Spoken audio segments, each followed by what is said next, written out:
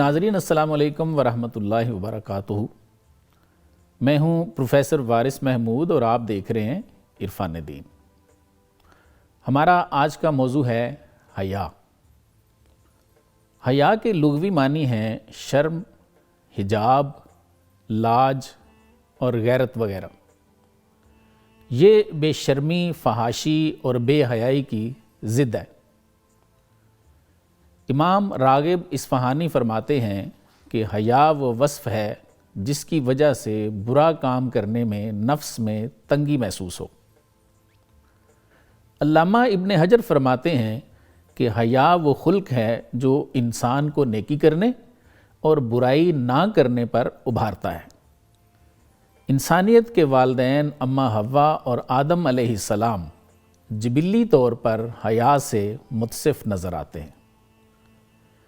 سورہ اعراف بتاتی ہے کہ ابلیس نے دھوکے سے انہیں گندم کھانے کی طرف مائل کر لیا۔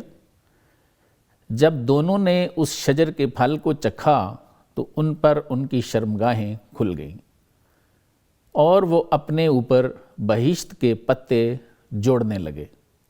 تو ان کے رب نے ان سے ارشاد فرمایا کہ کیا میں نے تمہیں اس درخت سے منع نہیں کیا تھا اور تمہیں یہ نہیں کہا تھا کہ بے شک شیطان تمہارا کھلا دشمن ہے؟ پھر سورہ نور میں اللہ تعالیٰ نے ارشاد فرمایا کہ اے نبی، مومن عورتوں سے فرما دیں کہ اپنی نظریں نیچی رکھیں اور اپنی شرمگاہوں کی حفاظت کریں اور اپنا بناؤ سنگار نہ دکھائیں، اپنے سینوں پر چادریں ڈال کر رہیں اور اپنی زینت کو ظاہر نہ کریں۔ صحابہ اور صحابیات حیا کی عملی تصویریں تھے۔ بخاری شریف میں اماں عائشہ رضی اللہ تعالی عنہ کی ایک روایت ہے کہ مسلمان عورتیں حضور صلی اللہ علیہ وآلہ وسلم کے ساتھ صبح کی نماز میں حاضر ہوتیں۔ انہوں نے اپنے جسموں کو چادروں سے لپیٹا ہوتا۔ نماز کے بعد جب وہ گھر واپس جاتیں تو اندھیرے کی وجہ سے کوئی بھی انہیں پہچان نہیں پاتا تھا۔ آج عالمی استعماری قوتیں اسلامی شاعر پر مسلسل حملے کر رہی ہیں۔ جہاد ہمارا خاندانی نظام اور بالخصوص حجاب ان کا ہدف ہے جو کہ حیا کی علامتیں ہیں، لیکن ہمارے لیے نمونہ تو حضور اکرم صلی اللہ علیہ وآلہ وسلم کی ذات ہے۔ امام خرائطی مکارم الاخلاق میں حضرت ابو ہریرہ رضی اللہ تعالی عنہ کی ایک روایت نقل کرتے ہیں کہ سرکار نے ارشاد فرمایا کہ پہلی چیز جو اس امت سے اٹھا لی جائے گی وہ حیا اور امانت ہے۔ مزید ارشاد فرمایا کہ ان دونوں کے لیے اللہ تعالیٰ سے دعا کیا کرو۔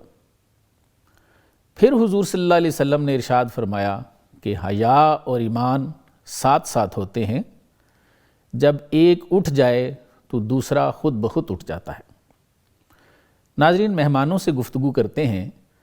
میرے آج کے مہمان ہیں پروفیسر اعجاز بشیر صاحب اور میرے دوسرے مہمان ہیں مفتی مسعود بن عبدالعزیز صاحب۔ سر، ویلکم ٹو دا شو۔ شکریہ۔ پروفیسر صاحب، یہ ارشاد فرمائیے کہ حضور صلی اللہ علیہ وسلم کی ایک حدیث مبارک ہے جو ہم نے انٹرو میں بھی ذکر کیا اس کا۔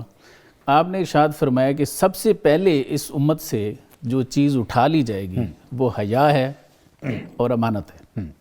تو سر، کیا سمجھتے ہیں کہ ہم اب اس دور میں رہ رہے ہیں کہ امت میں واقعی حیا اور امانت ختم ہو گئی ہے؟ کیا ارشاد فرماتے ہیں؟ بہت شکریہ۔ اعوذ باللہ من الشیطان الرجیم، بسم اللہ الرحمن الرحیم، اللہم صلی علی سیدنا و مولانا محمد وعلی آل سیدنا و مولانا محمد وصحابی سیدنا و مولانا محمد وبارک وسلم صلی اللہ علیہ۔ سب سے پہلے میں بہت ہی شکر گزار ہوں جناب پروفیسر وارث محبوب صاحب، آپ نے یہاں پہ مجھے مدعو کیا، اور ساتھ ساتھ سنور نیوز ٹیلی ویژن کی پوری ٹیم کا کہ آپ نے مجھے یہاں پہ مدعو کیا۔ جو آج آپ نے جو ٹاپک رکھا ہے حیا، بہت ہی لاجواب ٹاپک ہے، اور میں یہ دیکھوں کہ عصر حاضر کے مجھے بہترین طریقے سے آج فٹ ہوتا ہے۔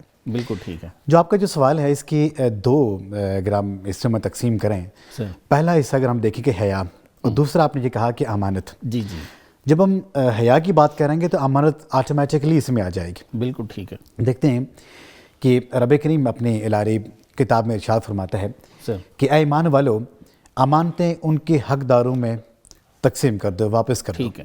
اور ساتھ ساتھ اگر جب ہم دیکھتے ہیں کہ حیا میں تو حدیث قدسی صلی اللہ علیہ وآلہ وسلم نبی کریم صلی اللہ علیہ وسلم ارشاد فرماتے ہیں کہ جس میں حیا نہیں وہ پہ چاہے جو مرضی کرے. ہاں، جو مرضی کرتا پھرے. تو اگر آج ہم اس تناظر میں دیکھتے ہیں کہ اگر ہم حیا کی بات کرتے ہیں تو حیا کے آگے 3 درجے ہیں کسی انسان میں. ٹھیک ہے. سب سے پہلے کہ رب کریم سے انسان کو حیا کرنی چاہیے. صحیح. دوسرا درجہ ہے کہ لوگوں سے حیا. ٹھیک. اور تیسرا درجہ ہے کہ اپنے آپ سے حیا. واہ. اگر ہم اللہ تبارک و تعالیٰ سے حیا کی بات کرتے ہیں تو رب کریم سے حیا کا مطلب یہ ہوتا ہے کہ جس جگہ پہ ہم موجود ہوں، جہاں پہ ہم موجود ہوں، سر. ہمیں کوئی دیکھنے والا نہ ہو، لیکن ہمارے ذہن میں یہ عکس بنے کہ دیکھنے والی ذات ہمیں دیکھ رہی ہے. واہ واہ. جب ہمارے دل میں یہ چیز آئے گی، جب ہماری یہ سوچیں ہماری ہو جائیں گی، تو سمجھ لیں کہ باقی جو درجے ہوتے ہیں یہ اس میں آ جاتے ہیں. بالکل ٹھیک. جب ہم لوگوں کی بات کرتے ہیں کہ لوگوں سے کیسے حیا، دیکھیں کہ جب ہم لوگوں کے سامنے ہوتے ہیں بڑے اچھے انداز سے بات چیت کر رہے ہوتے ہیں، گفتگو فرما رہے ہوتے ہیں، بڑے لمبے خطاب کر رہے ہوتے ہیں، اب لمبی تقاریر ہو رہی ہوتی ہیں، لیکن کیا وہ جو خطبوں میں ہم کہہ رہے ہوتے ہیں، اپنے خطابات میں جو چیز کہہ رہے ہوتے ہیں، اچھی باتیں کر رہے ہوتے ہیں، کیا جب ہم تنہائی میں ہوتے ہیں کیا اس کا امپلیمنٹیشن ہمارے اوپر ہوتی ہے؟ پریکٹیکل لائف میں ہوتے ہیں تو کیا اس کے اوپر ہوتی ہے؟ نہیں ہوتی. اور سب سے بڑھ کے ہم اپنے گھر والوں کے ساتھ ہوتے ہیں، اپنے رشتہ داروں کے ساتھ ہوتے ہیں. کیا وہ تمام کے تمام جو باتیں وہاں پہ ہم کر رہے ہوتے ہیں، کیا وہ ہماری اس پرسنالٹی کا حصہ ہیں، اس شخصیت کا حصہ ہیں؟ بالکل ٹھیک ہے. پھر ہمیں انسان کو پتہ چل جاتا ہے کہ ہم رب سے کتنی حیا کرتے ہیں. اور تیسرا میں نے آپ کے سامنے میں نے رکھا کہ اپنے آپ سے حیا، ہماری تنہائیاں کتنے پاک ہیں. صحیح. ہم تنہائی میں جو کوئی کام کرتے ہیں، کیا ہم غریبوں کی خدمت کرتے ہیں؟ کیا ہم سر عام جا کے خدمت کرتے ہیں؟ میڈیا کے 5-10 کیمرہ ساتھ ہوں، پریس جب تک ساتھ نہ ہو تو ایک اگر ہم کسی کو آٹے کا تھیلا بھی دیتے ہیں تو 24 میں سیلفیاں بن رہی ہوں، وہاں پہ میڈیا آ رہی ہو، کیا یہ حیا ہے؟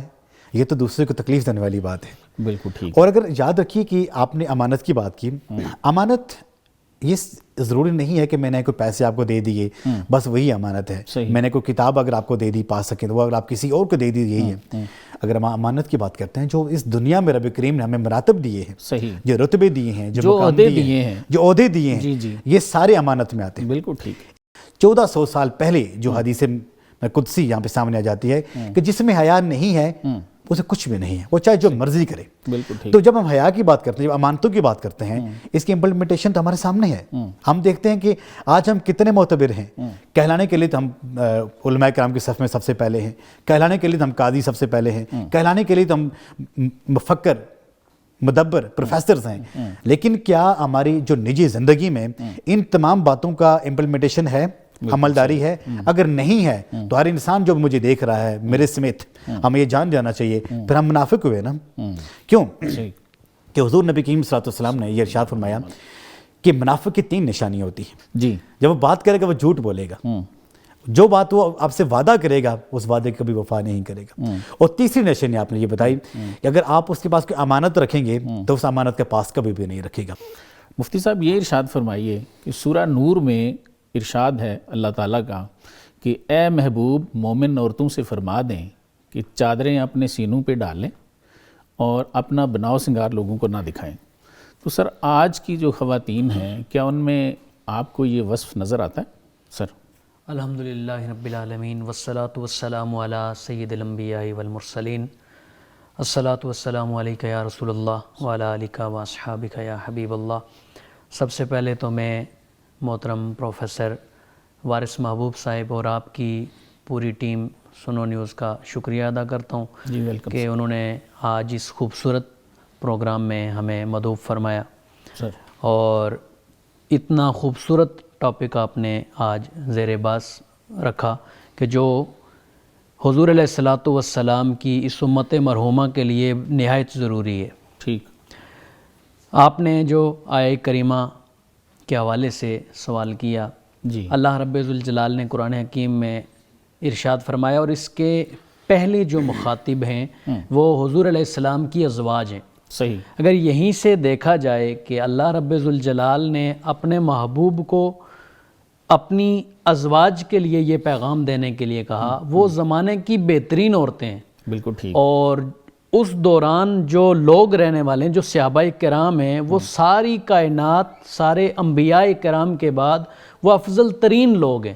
ان کے لیے اگر یہ حکم ہے کہ اے ازواج مطہرات آپ گھروں میں ٹھہری رہیں، اللہ رب ذوالجلال نے قرآن حکیم میں ارشاد فرمایا وَقَرْنَ فِي بُيُوتِكُنَّ، اے نبی کی ازواج آپ گھروں میں ٹھہری رہیں، وَلَا تَبَرَّجْنَ، اور پردہ بے پردہ نہ ہوں، پردہ اختیار کریں، صحیح، اور پھر فرمایا وَلَا تبرج الجاہلیت الاولی، جس طرح وہ پہلے جاہلیت کے دور میں بے پردہ رہتی تھیں اس طرح بے پردگی اختیار نہ کریں، اور ایک اور مقام پہ فرمایا وَلَا تَخْضَعْنَ بِالْقَوْلِ، جب کسی سے بات کریں تو نرم نرم لہجے میں بات نہ کریں۔ بالکل صحیح۔ اس سے کیا ہوگا، وہ جو زمانے کے بہترین لوگ ہیں ان کے لیے یہ کہا کہ ان سے بھی آپ نرم لہجے میں بات نہ کریں، سبحان اللہ، کہیں کسی کے دل میں کوئی خرابی نہ آ جائے، کہیں کسی کے وہ صحابہ کرام کے لیے نہیں تھا، جو صحابہ کرام کے روپ میں وہاں جو منافقین تھے، اصل پیغام ان کے لیے تھا کہ کہیں ان کے دل میں کھوٹ ہو اور وہ ازواج مطہرات سے کسی ایسے تعلق بنانے کی کوشش کریں جو نبی کا حرم ہے، ازواج مطہرات ہیں، ان کے لیے وہ مناسب نہیں ہے۔ اور ازواج مطہرات کو مخاطب بنا کر یہ امت کی تمام عورتوں کے لیے اللہ رب ذوالجلال نے یہ قانون بنا دیا کہ بلا کسی شرعی ضرورت کے وہ گھر سے باہر نہ نکلیں، اور اگر کوئی شرعی ضرورت ہے تو اسلام نے بالکل قید بھی نہیں کیا کہ شرعی ضرورت ہے تب بھی نہیں نکلیں۔ اب جیسے تعلیم کے لیے ہے، اللہ کے نبی رحمت کونین نے فرمایا طلب العلم فریضۃ علی کل مسلم، ٹھیک ہے، وفی روایت کل مسلم و مسلمۃ، ہر مرد اور عورت کے لیے تعلیم حاصل کرنا یہ فرض ہے، ضروری ہے۔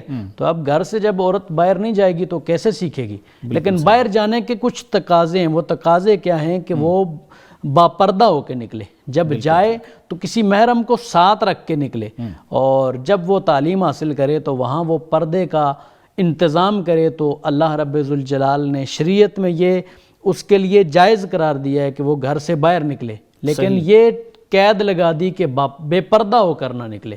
اللہ رب ذوالجلال کا یہ حکم تمام امت کے لیے ہے، تمام عورتوں کے لیے ہے کہ وہ جب بھی گھر سے نکلیں، پہلی تو بات یہ ایک ثابت ہوئی کہ بلا عذر شرعی گھر سے نکلنا ہی نہیں چاہیے، نکلے نہیں، اور یہ اس میں کسی اور کا بھلا نہیں ہے، اس میں عورتوں کے لیے بھلا ہے۔ بالکل ٹھیک ہے۔ وہ اگر بے پردہ باہر نکلیں گی، آج تک میرے خیال میں کہیں یہ خبر کسی ٹی وی چینل نے نشر نہیں کی ہوگی کہ کوئی باپردہ عورت جا رہی تھی، وہ برقعے میں جا رہی تھی، وہ حجاب کر کے جا رہی تھی تو اس کے ساتھ لڑکوں نے چھیڑخانی کی، کبھی بھی ایسا نہیں ہوا۔ صحیح، جب بھی کسی عورت سے چھیڑخانی ہوئی تو وہ خود اپنے جسم کی نمائش کرتی ہوئی جا رہی ہوگی، اور اس کے ساتھ لڑکوں نے بدماشی کی اور اس کے ساتھ انہوں نے چھیڑخانی کی۔ تو یہ جو ایک وجہ ہے، اسلام نے بتا دیا کہ پردے کی طرح پردہ کر کے پھر باہر نکلیں۔ بالکل ٹھیک ہے جی۔ ناظرین ایک وقفہ لیتے ہیں، ہمارے ساتھ رہیے گا۔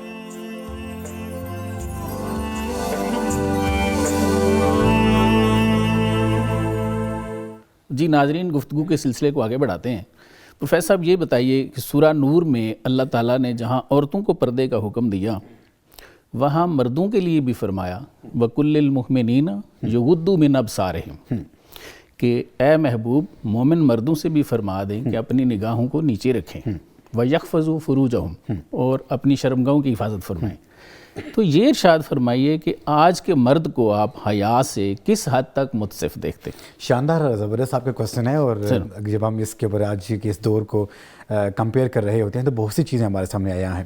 صحیح، دیکھیے کسی بھی معاشرے میں جب ہم اسلامی معاشرہ کہتے ہیں تو وہاں پہ جو دین کی، جو شریعت کی جو ذمہ داری ہوتی ہیں کسی ایک طبقے پہ نہیں ہوتی۔ بالکل ٹھیک ہے، کوئی ہم یہ نہیں کہہ سکتے بھائی اگر ہم کسی معاشرے میں رہ رہے ہیں تو ساری کی ساری پابندیاں ہماری خواتین کے اوپر ہیں۔ بالکل صحیح۔ اس معاشرے میں اگر ایک بوڑھا آدمی ہے، ایک جوان آدمی ہے، ایک بچہ ہے، ایک بچی ہے، ایک جوان خاتون ہے، تو ساروں کے اوپر اس کی پابندیوں کا اطلاق ہوتا ہے، اور سب وہ مان کے جب چلیں گے تو میں یہ سمجھتا ہوں کہ وہ معاشرہ ایک اچھا معاشرہ بن کے ابھرے گا۔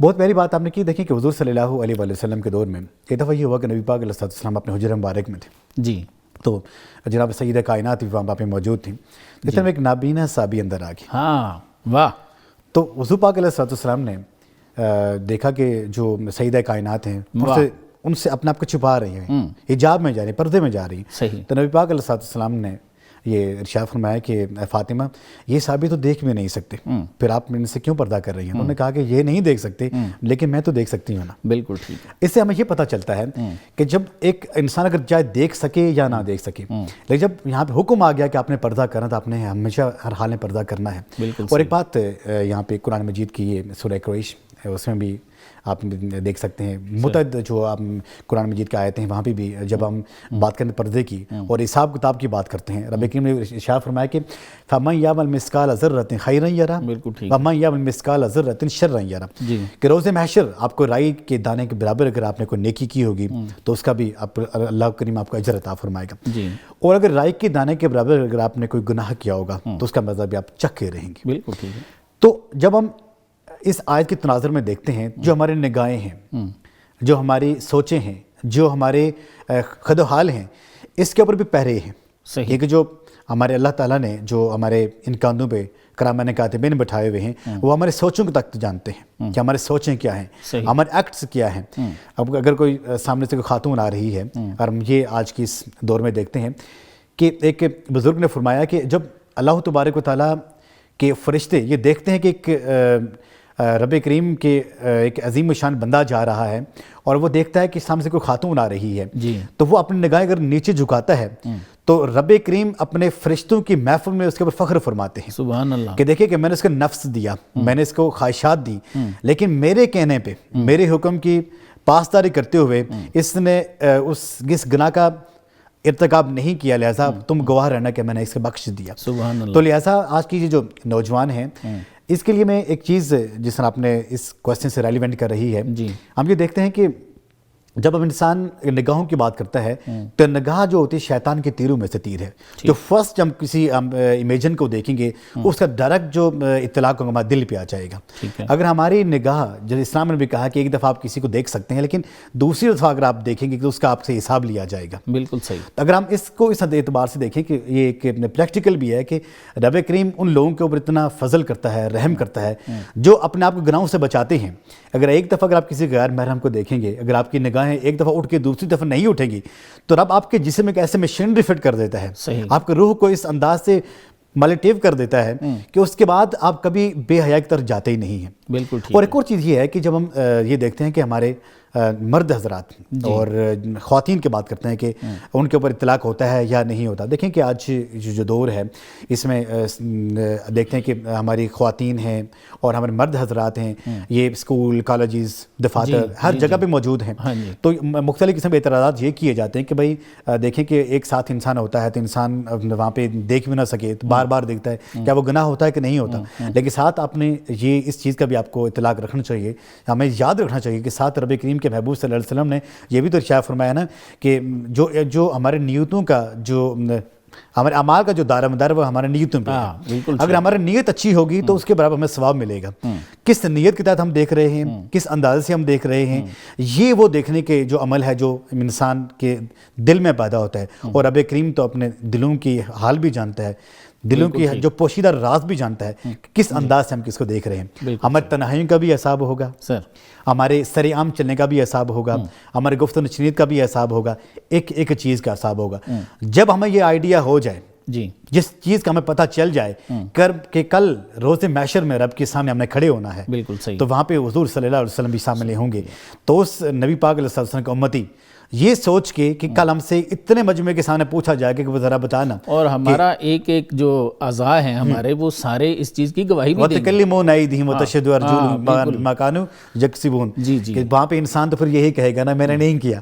جب کوئی بندہ غیر محرم کو دیکھتا ہے، وہ مرد ہے یا عورت ہے، تو ایک نظر جو ہے حضور اسلام کے حدیث مبارکہ کا مفہوم ہے کہ ایک نظر جب بندہ بلا ارادہ دیکھتا ہے تو اس کا گناہ اس کو نہیں ہے، وہ اس کو اس کی چھوٹ ہے۔ وہ بلا ارادہ اگر دیکھ رہا ہے تو وہ پھر دوسری طرف نظر کر لے۔ لیکن ہمارے ارشاد فرمائیے کہ حدیث شریف ہے کہ آپ صلی اللہ علیہ وسلم نے ارشاد فرمایا کہ کچھ عورتیں ایسی ہیں جو لباس پہن کے بھی بے لباس ہیں، ایسی ہے نا؟ تو یہ ارشاد فرمائیے کہ ان کے بارے میں تو اتنی وعید ہے کہ وہ جنت کی خوشبو بھی نہیں پا سکیں گی، حالانکہ ہزاروں میلوں سے جنت کی خوشبو آنا شروع ہو جائے گی۔ تو یہ ارشاد فرمائیے کہ یہ کون سی خواتین ہیں جو لباس پہن کے بھی بے لباس ہیں؟ یہ مسلم شریف کی حدیث مبارکہ ہے، حضور کے پیارے نبی، پیارے صحابی حضرت ابو ہریرہ رضی اللہ تعالیٰ عنہ سے روایت ہے، حضور علیہ السلام نے فرمایا کہ میں معراج کی بلندیوں پہ گیا تو وہاں میں نے 2 قسم کے جہنمی دیکھے، جی، ان کو ایسے اعمال کی وجہ سے سزا مل رہی تھی کہ وہ میرے دور میں نہیں ہیں، وہ بعد کے دور میں آئیں گے۔ اب وہ 2 قسم کے جہنمی کون سے ہیں؟ حضور علیہ السلام کے ارشاد کا مفہوم ہے، آپ نے فرمایا کہ ایک ایسے لوگ ان کے پاس گائے کی دم کی طرح کوئی کوڑا نما کوئی چیز تھی، اس سے وہ لوگوں کو ناحق مار رہے تھے، ایک چیز۔ اور دوسری چیز یہ کہ دوسری وہ عورتیں جو لباس پہننے کے باوجود بھی بے لباس تھی، ان کی سزا کیا میں آگے چل کے بیان کرتا ہوں، پہلی چیز میں بیان کر دوں، یعنی ناحق کسی کو مارنا یہ جہنم میں جانے کا باعث ہے۔ اور حضور نے فرمایا قیامت کے دن وہ خوشبو بھی نہیں سونگے گا، جہنم سے کئی 100 میل، جنت سے کئی 100 میل دور تک جو جنت کی خوشبو آتی ہے، یعنی وہاں تک بھی وہ نہیں جائے گا، ناحق کسی کو مارنا۔ تو یہاں میں یہ بھی کہتا چلوں کہ ریاست جو ہوتی ہے وہ ایک ماں کی حیثیت رکھتی ہے، یعنی وہ ماں جیسے اپنے بچوں کو ان کی حفاظت کے لیے، ان کے فائدے کے لیے وہ ان کو زد و کوب تو کرتی ہے، لیکن اس حد تک کرتی ہے کہ ان کا فائدہ ہو۔ ایسی عورتیں جو لباس پہننے کے باوجود بھی بے لباس ہیں، وہ کون سا لباس ہے؟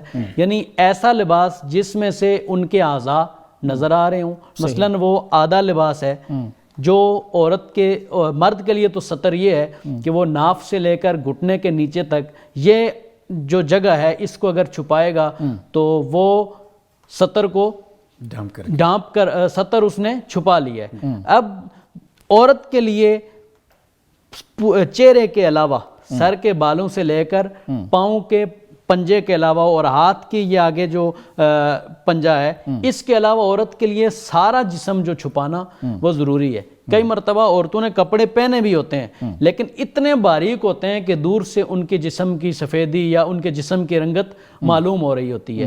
کئی مرتبہ دوپٹہ سر پہ رکھا بھی ہے لیکن اس سے ان کا سر نظر آ رہا ہوتا ہے۔ تو ایسی عورتیں جو اپنے جسم کی نمائش کرنے والی ہیں، حضور نبی کریم نے فرمایا جہنم میں نے آگ کی کینچیوں سے ان کے جسم کو کاٹتے ہوئے دیکھا، فرشتے آگ کی کینچیوں سے ان کے جسم کو کاٹ رہے ہیں۔ اور ایک حدیث کا مفہوم ہے کہ حضور نے فرمایا کہ ان کو چھاتیوں کے ساتھ جہنم میں لٹکایا ہوا تھا، اور ایک روایت میں آتا ہے کہ ان کو جہنم کی آگ میں الٹا لٹکایا ہوا تھا، اور وہ جنت کی خوشبو تک بھی نہیں سونگیں گی۔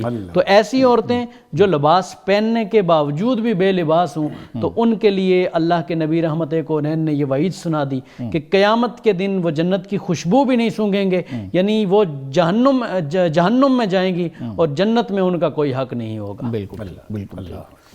جی ناظرین، ایک وقفے کے لیے کہا جا رہا ہے، وقفے کے بعد دوبارہ حاضر ہوتے ہیں۔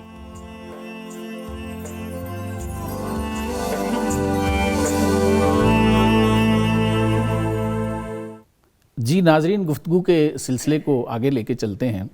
پروفیسر صاحب یہ بتائیے کہ ابھی ہم نے سورہ نور کا ذکر کیا کہ اللہ تعالیٰ نے تو عورت کو پردے کا حکم دیا، لیکن آج کی خواتین میرا جسم اور میری مرضی جیسے جلوس نکال رہی ہیں، تو سر اس کی کیا وجہ آپ دیکھتے ہیں؟ شاندار، زبردست یہ پنچنگ کوسچن آپ نے مجھے کیا، اور آج کل اس کی ضرورت بھی ہے، اس کے اوپر بحث کی جائے، بات چیت کی جائے۔ دیکھیں، جب ہم یہ دعوے دار ہوتے ہیں کہ ہم مسلم ہیں، صحیح، تو شروع سے جب ہم مسلم ہیں، ہمارے ابا و اجداد مسلم ہیں، 1400 سال پہلے پیغمبر اسلام صلی اللہ علیہ وسلم کے ماننے والے ہیں، ہم آقا صلی اللہ علیہ وسلم کے غلام ہیں، تو پھر ہمارا جسم ہماری مرضی نہیں ہوتا، پھر ہمارا جسم رب کی مرضی۔ بالکل صحیح۔ جب ہم اس کے انکار کریں گے تو پہلی بات یہ ہے کہ ہم اس دین اسلام سے خارج ہوں گے۔ بالکل۔ پھر بات وہی ہے کہ جو پھر جی میں آئے کرتے رہو، کیونکہ جب تمہارا جسم پھر تمہاری مرضی ہے تو پھر وہی ہوگا کہ پھر جو رب کا جو جسم پھر آپ کا ہوگا، پھر جو رب کی مرضی پھر رب آپ کے خلاف تو بغاوت ہوگی پھر۔ ہاں، تو لہٰذا جب آپ اللہ تعالیٰ کے ساتھ بغاوت کریں گے تو پھر جو آج کل کے جو ہم یہ دیکھ رہے ہیں، جو ہمارے معاشرے میں جو افراتفری ہے، جو اناج پرستی ہے، جو بے حیائی کا طوفان برپا کیا گیا ہے، اس کے ساتھ ساتھ جو ناچاکیاں ہیں، اس کی یہی وجہ ہے کہ اگر ایک مہینہ شادی ہوتی ہے تو اگلے مہینے طلاق ہو رہی ہوتی ہے، اگر ماں اگر کچھ بات کہتی ہے بیٹی آگے سے انکار کر رہی ہوتی ہے، بیٹا کچھ کہہ رہا ہے تو باپ نہیں مان رہا ہوتا ہے۔ اس کی وجہ کیا ہے؟ اگر سوچنے کا مقام ہے، اس کی وجہ یہ ہے کہ ہمارا جسم ہماری مرضی کی بات ہو رہی ہے۔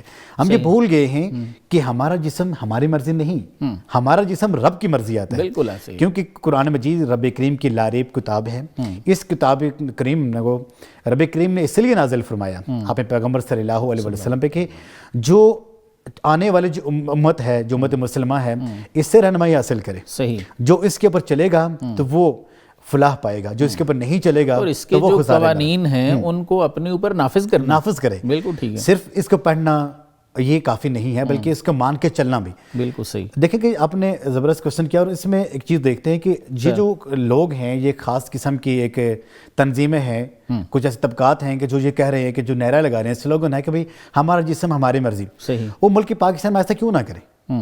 کیونکہ جب وہ کھائیں گے ان کا تو گیت بھی تو انہیں کے گائیں گے نا. بالکل ٹھیک ہے. تو لہٰذا جب ان کو فنڈنگ کی جاتی ہے، ایسے این جی اوز کی فنڈنگ کی جاتی ہے، یہ ایک پیکٹ پلاننگ کے تحت ان لوگوں کو یہاں پہ پلانٹ کیا جاتا ہے. صحیح. ان کی ذہن سازی کی جاتی ہے، ان کے مائنڈ کو اس انداز سے میک کیا جاتا ہے کہ آپ نے یہ سلوگن رکھنا ہے کہ ہمارا جسم ہماری مرضی، کیونکہ اس کے بیک کے اوپر ان کو وہاں پہ فنڈنگ کی جاتی ہے. لیکن دکھ کی بات یہ ہے کہ ہم یہ بھول جاتے ہیں کہ چند روزہ زندگی کی خاطر آپ نے کتنا اپنے جسم کی نماز کرنی ہے. 40 سال کے بعد 50 سال کے بعد آپ کے جسم کو آپ کے گھر والے نہیں برداشت کرتے. بالکل ٹھیک. اور آج آپ اگر 26 سال کے ہیں، 18 سال کے ہیں، 30 سال کے ہیں، اور آج جب یہاں پہ سڑکوں پہ نکل آئے ہیں کہ ہمارا جسم ہماری مرضی، کیا شرم کی بات ہے، کیا بے حیائی ہے، اور کیا ڈوب مرنے کا مقام ہے کہ ملک پاکستان کو جس کو مدینہ کہا گیا ہے، جس کو نبی پاک علیہ السلام کی اس کلمہ طیبہ کی بیس کے اوپر مارز وجود میں لایا گیا ہے، لیکن ہماری حکومتیں خاموش، ہمارے ادارے خاموش، ہمارے جو مختلف قسم کے مکتبہ فکر کے جو لوگ ہیں دانشور وہ خاموش. سب لوگ اس کو ایک بڑھاوا دے رہے ہیں، ان کے سپورٹیو کر رہے ہیں. اس کی بیسک وجہ یہ ہے کہ گورنمنٹ سے کچھ آفیشیل ان کے ساتھ ہیں، اور یہ بیس کرتے ہیں وہ این جی اوز کے ساتھ کہ وہ جو آپ کو اتنا فنڈنگ کرتی ہیں، لہذا ان کے سلوگن کو آپ آگے لے کے جا رہے ہیں. لہذا کہ میں 100% میں آپ کے پورے اس چینل کے توسط سے اور پوری امت مسلمہ کے ان کو بیس کرتے ہوئے میں اس کو کنڈیمن کرتا ہوں کہ یہ نعرہ نہیں ہونا چاہیے. اگر آپ حقوق کی بات کریں کہ جو سب سے بڑے حقوق دین اسلام میں محمد عربی صلی اللہ علیہ وسلم نے خواتین کو دیے ہیں. آج سے 1400 سال پہلے دیکھتے ہیں کہ عرب کا معاشرہ کیسا تھا.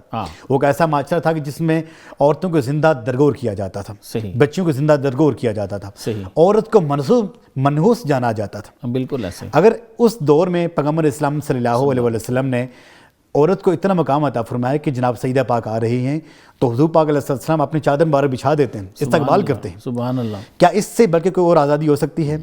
اسلام نے یہ آزادی دی خاتون کو، ایک عورت کو، کہ جنت کو اٹھا کے اس کے قدموں میں لا کے رکھ دیا. سبحان اللہ. کیا اس سے بلکہ کوئی اور کسی کو کوئی آزادی دے سکتا ہے؟ نہیں دے سکتا.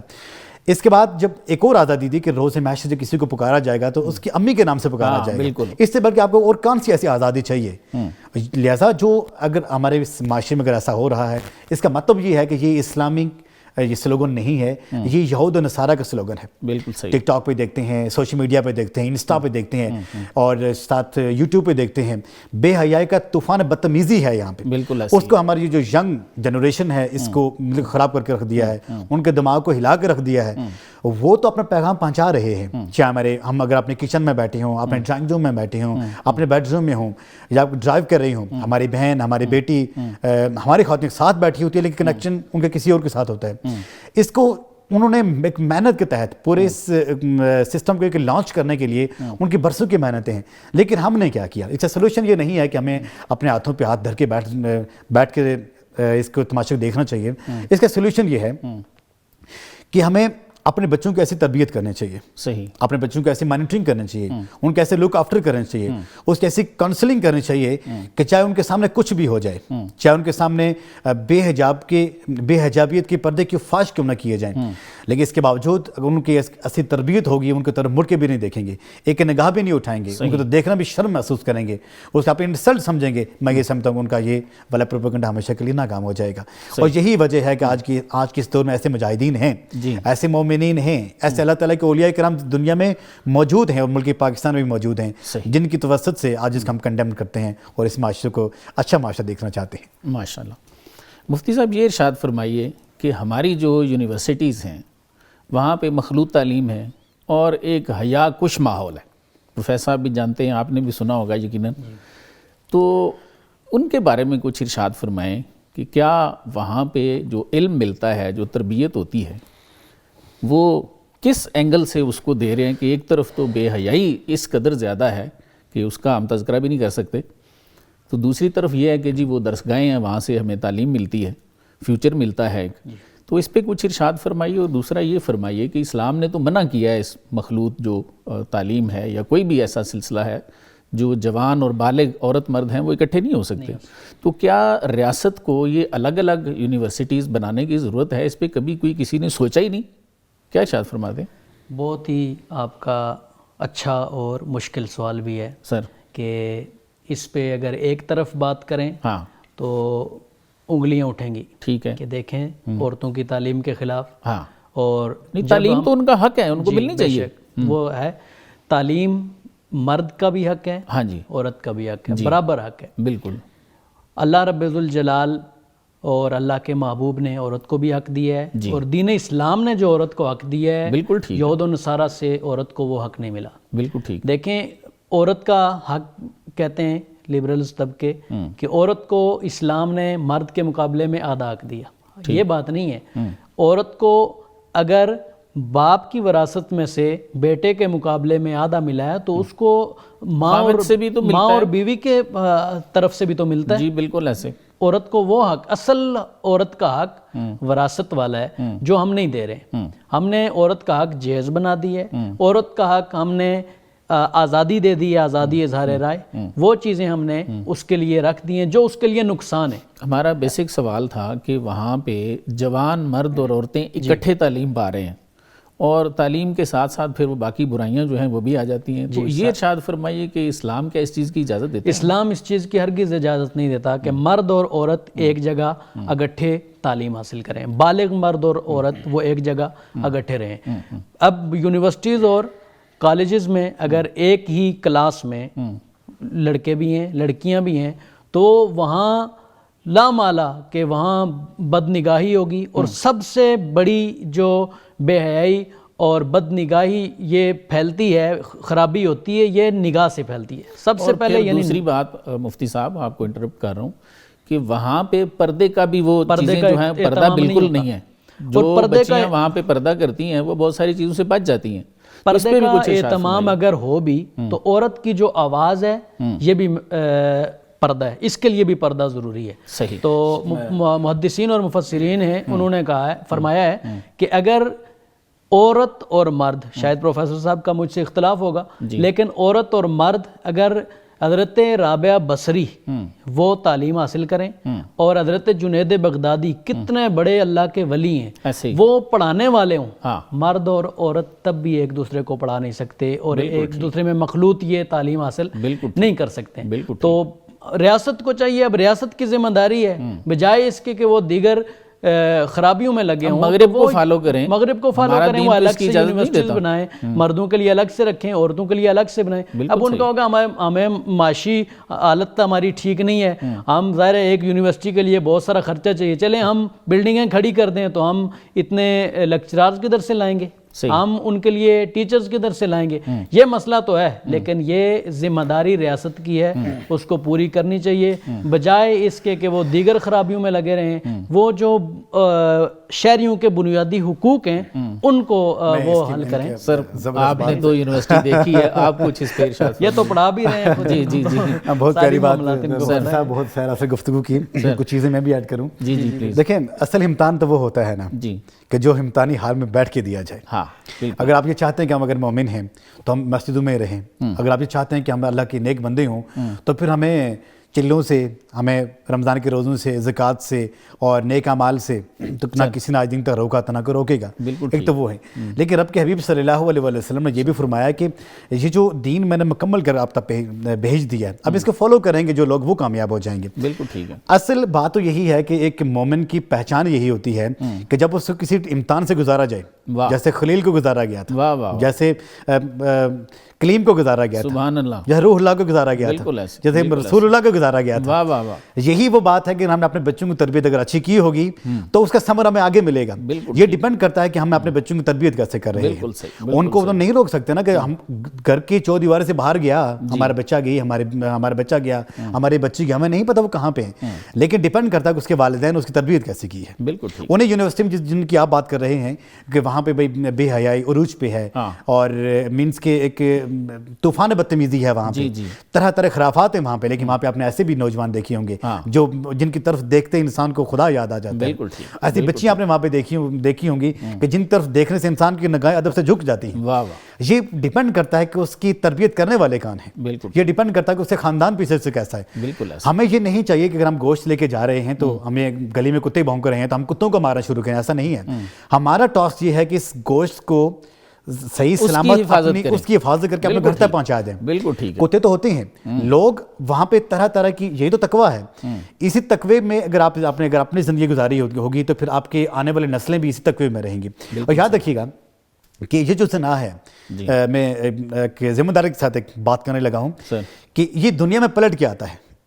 اگر آج یہ ہم سوچتے ہیں کہ بینگ اے والد اگر ہم کسی کے ساتھ بدنگاہی کریں گے، کچھ غلط کام کریں گے، کچھ زنا کریں گے، تو یاد رکھیے گا یہ پھر پلٹ کے آپ کی طرف آ جائے گا. اگر آپ کی طرف آپ کے ہوتے ہوئے نہیں آئے گا، آپ کے آنے والے نسلوں میں یہ اس چیز کی خمیازہ بھگتنا پڑے گا. تو یہی بات ہے کہ اگر جو یونیورسٹی میں جو بچے جاتے ہیں ہم ان کو تعلیم سے تو نہیں روک سکتے، کیونکہ یہ پاسبل ہی نہیں ہے آج کی اس معاشرے میں.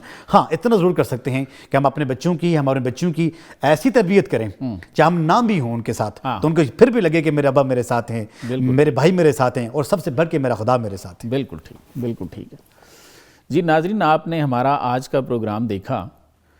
آج کے پروگرام کا خلاصہ یہ ہے کہ حیا اور ایمان آپس میں لازم و ملزوم ہے.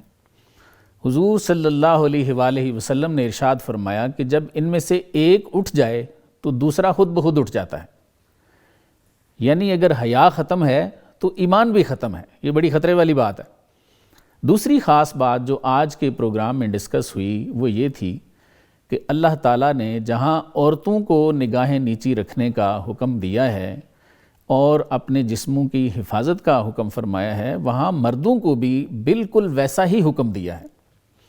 ہم مسلمان ہیں اور ہمارے لیے نمونہ ذات پیغمبر صلی اللہ علیہ وآلہ وسلم کی ذات ہے. فحاشی، عریانی اور بے پردگی یہ ترقی نہیں ہے، یہ دین سے دوری کی ایک عملی تصویر ہے. اللہ ہمیں اسوہ رسول صلی اللہ علیہ وآلہ وسلم پر چلنے کی توفیق عطا فرمائے. اس کے ساتھ ہی میں اپنے معزز مہمانوں کا شکریہ ادا کروں گا. سر آپ دونوں کی تشریف آوری کا بہت بہت شکریہ. ناظرین، اپنے میزبان کو بھی اجازت دیجیے. اللہ حافظ.